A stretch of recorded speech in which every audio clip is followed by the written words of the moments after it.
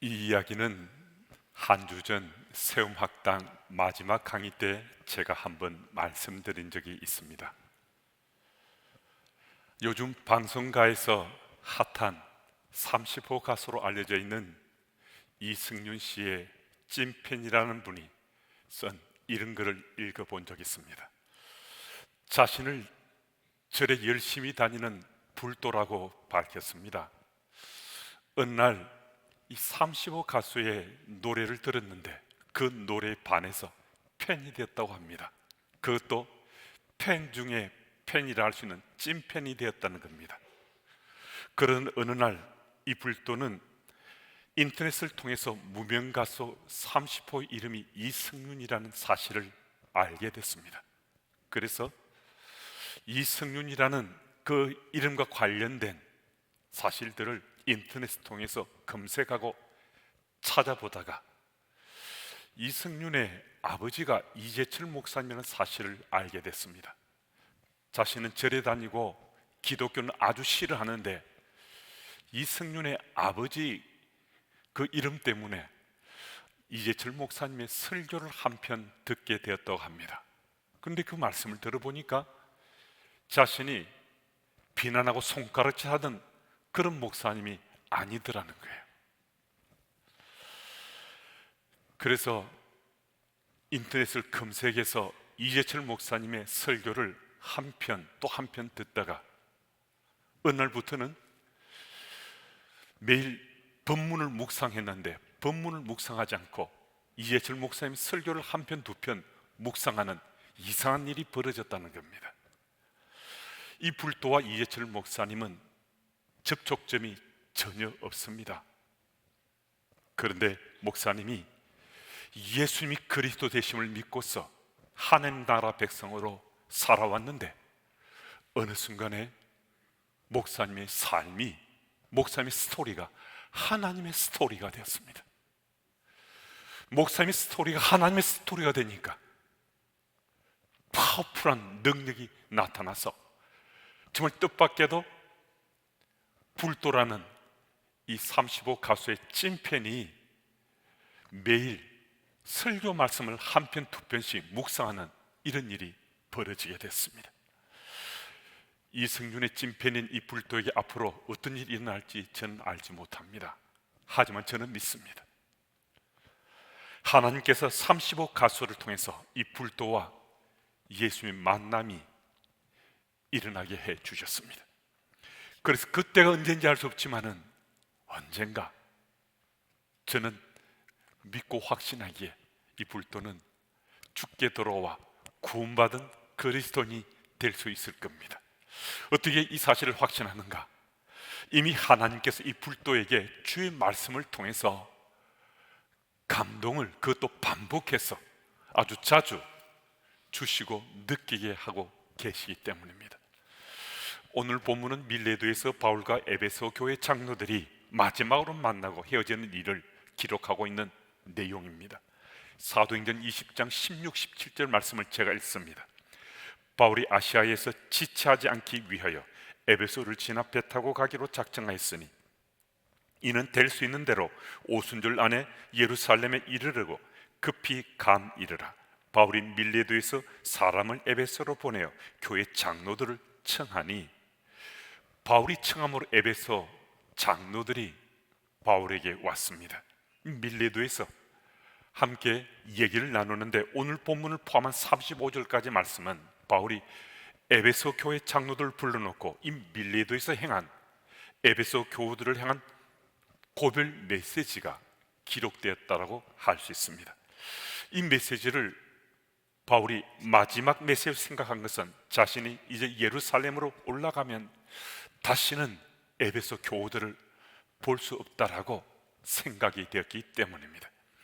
바울은 소아시아의 에베소에 교회를 개척하고 소아시아 전 지역뿐만 아니라 아시아 전 지역과 마게도냐와 아가야 지역까지 예수 복음을 전하는 전초 기지로 이 에베소를 삼았습니다.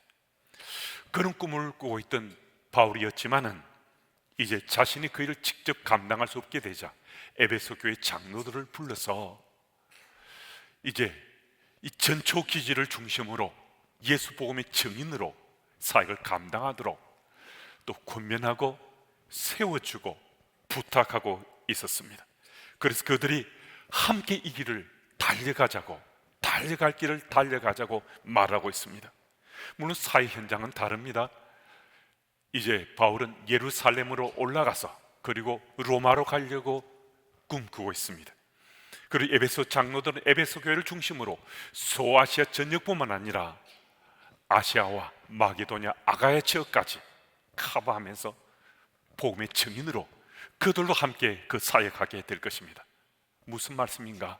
현장은 다르지만은, 지역도 다르지만은, 시간도 다르지만은, 사회 환경도 다르지만은 복음을 전하고 함께 달려가는 이 길은 제한되지 않는다는 겁니다. 제약을 받지 않는다는 겁니다. 하나님께서 사람을 통해서 행하시고 바울을 비롯한 에베소 교회 장로들을 주의 도구로 쓰시면서 주께서 그들의 스토리를 써내려 가십니다. 그런데 여러분, 이들이 써내려가던 그들의 스토리가 어느 순간에 하나님의 스토리가 됨을 믿으십니까? 그들의 스토리가 하나님의 스토리가 되면 생각지 못했던, 상상치도 못했던 파워풀한 능력이 드러나고 증거되게 되어 있습니다. 그들의 스토리는 이제 그들 속에 갇히는 자신의 스토리가 아니라 하나님의 스토리에 대해서 수많은 생명과 영혼을 주께로 돌아오게 하는 놀라운 메시지가 돼서 사람들에게 전파되고 증거되게 되는 것입니다. 이 부활의 날에 어떻게 나의 믿음의 스토리를 써내려가면 나의 스토리가 하나님의 스토리가 될 수 있는지 우리 말씀을 따라가면서 한번 생각해보고 또 결심도 해보는 기회를 가졌으면 좋겠습니다. 먼저 예수님을 전인격적으로 우리는 만나야 합니다. 예수 복음을 제대로 체험해야 된다는 겁니다. 바울에게 일어난 일들을 우리는 놀라워합니다. 바울의 전적인 헌신을 보면서 우리는 감격해합니다. 바울이 당하거나 겪었던 고난의 현장에서 그가 믿음을 끝까지 지켰던 걸 보면서 우리는 감동받기도 합니다. 그런데 왜 우리는 이런 헌신을 하지 못하는가? 왜 우리는 우리 삶 가운데 하나님 역사가 일어나지 않는가?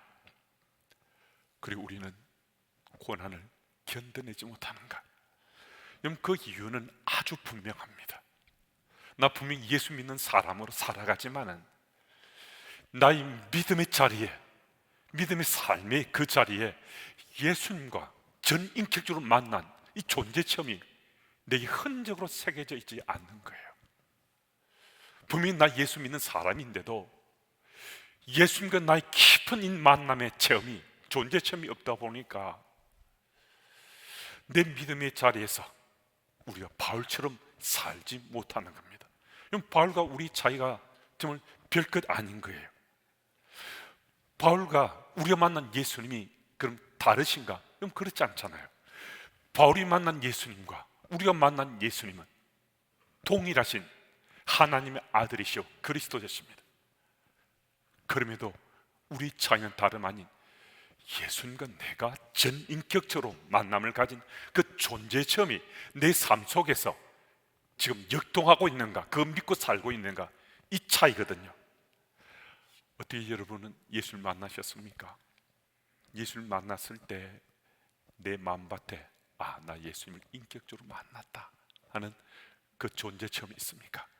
여러분, 바울은 예수를 핍박하고 박해하던 자였습니다. 예수 믿는 자들을 어떻게 하든 수단과 방법을 다해서 그들의 고통을 가하려고 했던 인물이 바로 이 바울입니다. 그런데 예수께서 쇼킹할 정도로 바로 이 사람, 이 바울에게 부활하신 모습으로 나타나셔서 그에게 은혜 베푸셨습니다. 다메섹 길가에서 바울이 예수를 만났을 때 바로 그 현장에서 그는 예수님과 인격적인, 전인격적인 존재 체험이 됐습니다. 초대교회 그리스도인들은 바울을 다 악한 사람이라 생각했습니다. 악인이라 생각했습니다. 스데반이 죽어가는 그 현장에서 피를 흘리고 돌에 맞아 죽은 그 현장에서 죽어 마땅하다고 증인되었던 인물이 바로 이 바울입니다. 그래서 예수 믿는 사람들은 그를 피하고 깊이 물 중에 깊이 인물로 생각했던 이가 바로 이 바울이었습니다. 그런 바울에게 부활하신 예수님이 나타났습니다. 예수님을 만났을 때 그는 예수님의 존재 체험을 통해서 인격적인 만남을 했습니다. 여러분, 우리가 참 분명히 해야 될 것이 있는데요, 사도행전 9장 4절 말씀입니다. 사울아 사울아 네가 어찌하여 나를 박해하느냐. 사도행전 9장 5절 말씀입니다. 나는 내가 박해하는 예수니라. 사도행전 9장 6절 말씀입니다. 너는 일어나 시내로 들어가라. 내가 행할 것을 내게 이를 자가 있느니라. 이 말은 누구 말입니까? 예수께서 바울에게 하시는 말씀이거든요. 무슨 얘기입니까?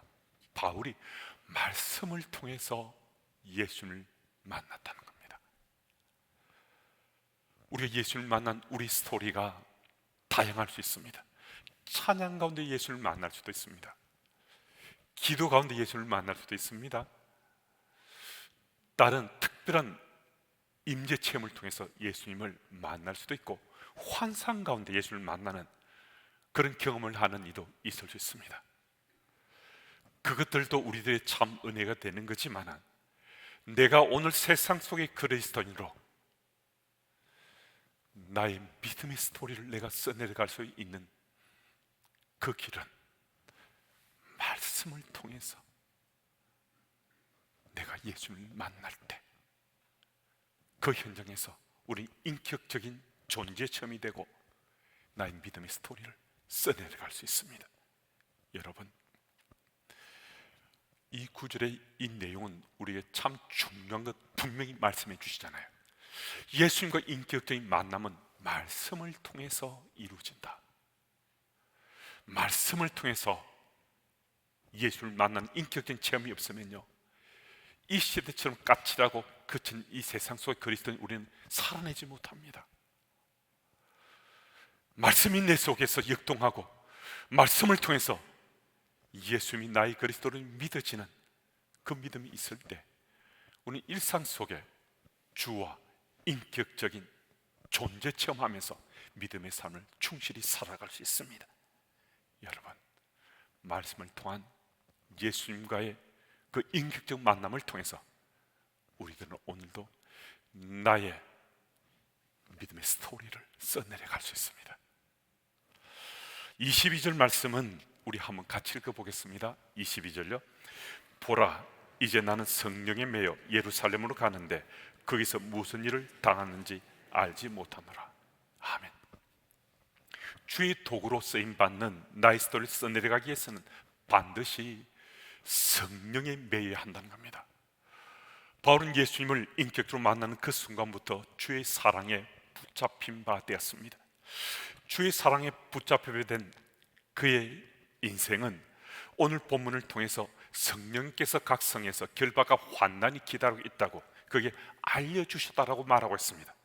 그런데 그는 오히려 성령에 매여서 예루살렘을 올라간다라고 표현하고 있습니다. 바울이 예수를 만나 사랑 참 많이 받았습니다. 예수님의 은혜 속에 오랜 시간을 그는 숨쉬며 살아왔습니다. 많은 시간이 지나고 나면 사람이 좀 변할 만도 하잖아요. 달라질 수 있지 않습니까? 그런데 바울은 변함이 없었습니다. 주의 그 사랑 가운데, 그 은혜 가운데 자신의 믿음의 스토리를 계속 써내려가고 있습니다. 그것도 더 깊은 주의 사랑에 매여서 믿음의 스토리를 써내려갑니다. 그래서 그가 이렇게 고백하면 성령에 매여 있다라고 고백합니다. 여러분, 이 구절을 우리가 함께 묵상해 보면요, 이 구절에 담겨 있는 뜻이 참 특별할 수 있습니다. 바울이 성령에 매였다는 것은 성령님의 바울이 사로잡혔다는 거잖아요. 성령께서 그와 함께 하시니까 세월이 흐르고 또 세월이 또 흘러가도 그의 믿음의 자리는 변치 않다는 겁니다. 오늘 여러분과 제가 성령 하나님께 붙잡힌 바가 되면 우리의 믿음의 삶의 자리가 아무리 세월이 흐르고 우리 처한 상황 환경이 정말 달라진다 하더라도 주를 향한 우리의 믿음의 자리는 흔들림이 없습니다.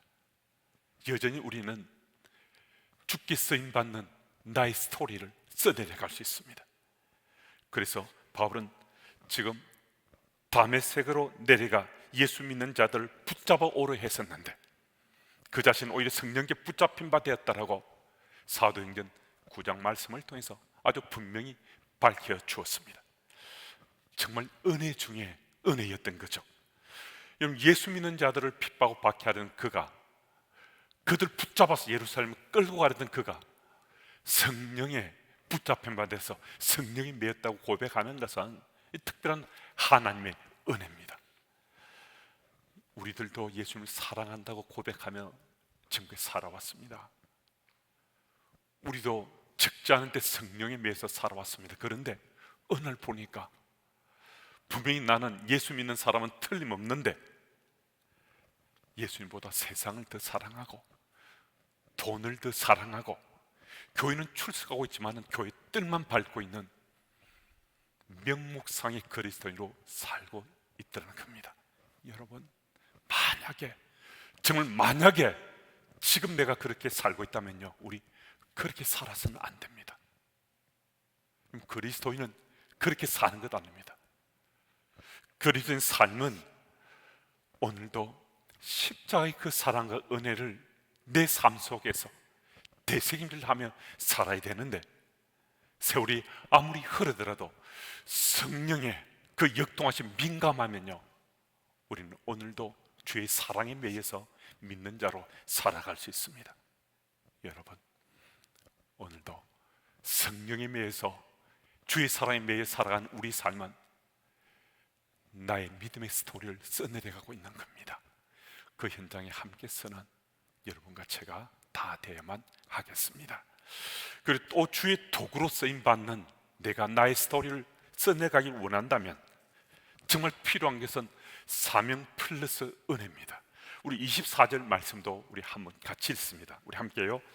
내가 달려갈 길과 주 예수께 받은 사명 곧 하나님 은혜의 복음을 증언하는 일을 마치려 하면은 나의 생명조차 조금도 귀한 것으로 여기지 아니하노라. 아멘. 사명, 은혜라는 이 단어가 눈에 쏙 들어옵니다. 그 사명은 어떤 사명인가? 예수께서 우리에게 주신 사명입니다. 그 은혜는 또 어떤 은혜인가? 하나님의 은혜입니다. 사명의 핵심은 무엇인가? 복음을 전하는 겁니다. 최고의 은혜는 또 무엇인가? 영혼을 구원하는 겁니다. 목사님 또 복음을 전하라고 또 말씀하시는군요. 또 영혼을 살려야 된다고 또 말씀을 전하시네요. 맞습니다.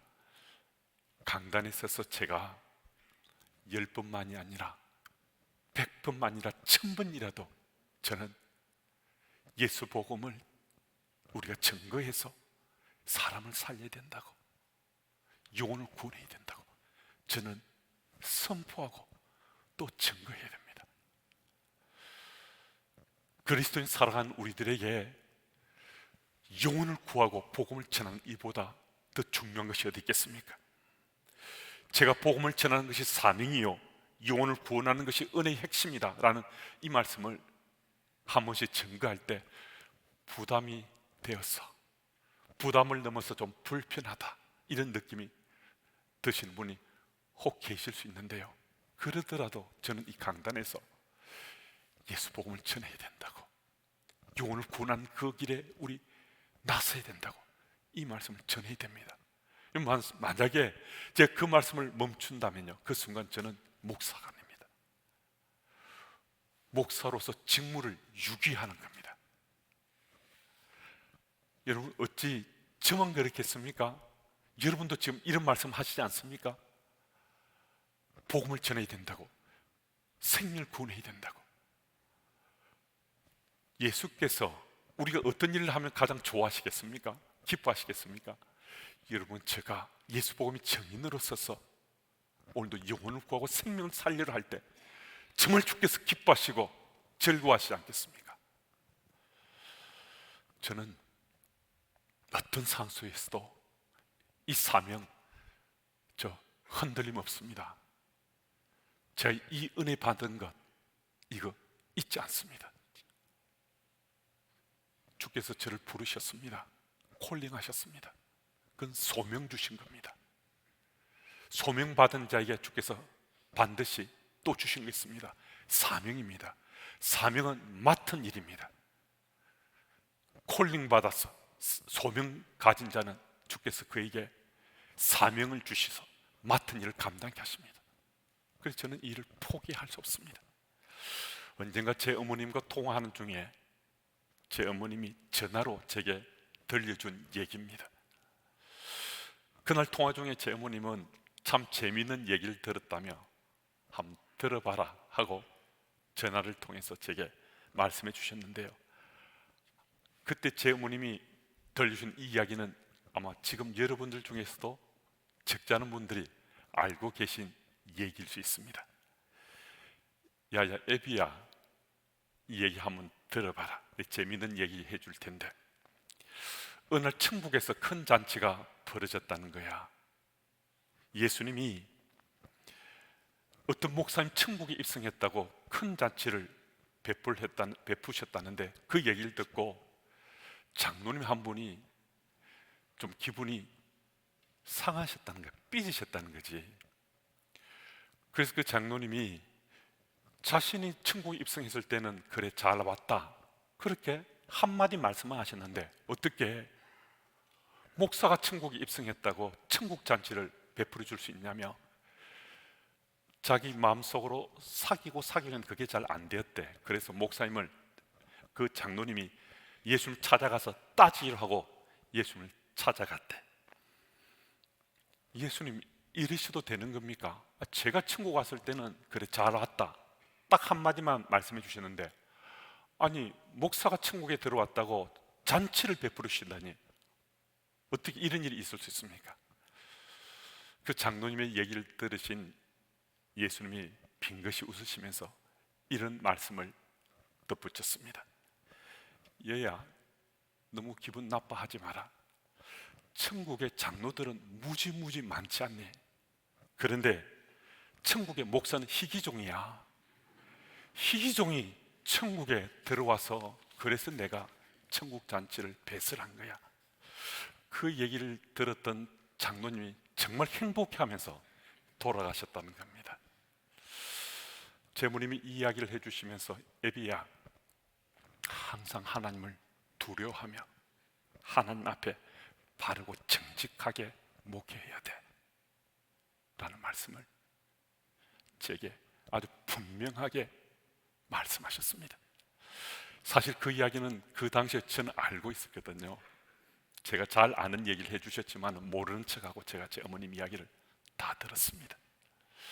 육신의 질병으로 참 심각할 정도의 고통 속에 계셨지만 목사 아들에게 사명자로 바른 삶을 살아가야 한다고 하는 교훈을 전해주시려고, 또 목사 아들이 피곤해 지쳤다 생각해서 짧은 웃음을 선물로 주시려고 이야기거리를 준비하셨다가 들려주시는 제 어머님이셨습니다. 그 사랑을 제가 어떻게 잊을 수 있겠습니까? 저는 그래서 못 잊습니다. 저는 여전히 부족하고 허물이 많지만 그래도 좀 더 바르게 살려고, 정직하게 살려고 몸부림치면서 목회 현장에 서 있습니다. 어머님 그 사랑을 잊지 못하는 제가 예수님의 사랑은 또 어떻게 있겠습니까? 저는 정말 형편없는 삶을 살아갈 수 없었고, 제가 만약에 예수님을 만나지 못했다면요, 제가 결혼했다면 그때 청년 때 예수님을 만났는데 저는 파산했을 겁니다. 저는 친구 좋아하고 사람 좋아하고 노는 건 너무너무 좋아하는 인생이어서 제가 예수님 인기극적으로 만나지 못하고 가정을 꾸렸다면 저 때문에 우리 가정은 파산했을 수 있습니다. 그런데 저를 주께서 만나주시고 송두리째 저를 갈아엎습니다. 그래서 인생은 예수님을 인격으로 만난 후에 새롭게 시작됐습니다. 그런 주님이 저와 함께 하시고 그 은혜 베푸시는데 제가 어찌 딴 길로 갈 수 있겠습니까? 물론 제 연약함 때문에 곁길로 갈 때가 왜 없겠습니까? 하지만 저는 제게 주신 그 사명 잊지 않습니다. 그래서 저는 지금도 주의 도구로 쓰임받고자 제 스토리를 써내려가고 있습니다. 제가 오늘도 제가 할 수 있는 최선을 경주하며 목회 현장에 서 있길 원하는데 왜 이런 마음으로 제 베스트를 다하는지 아십니까?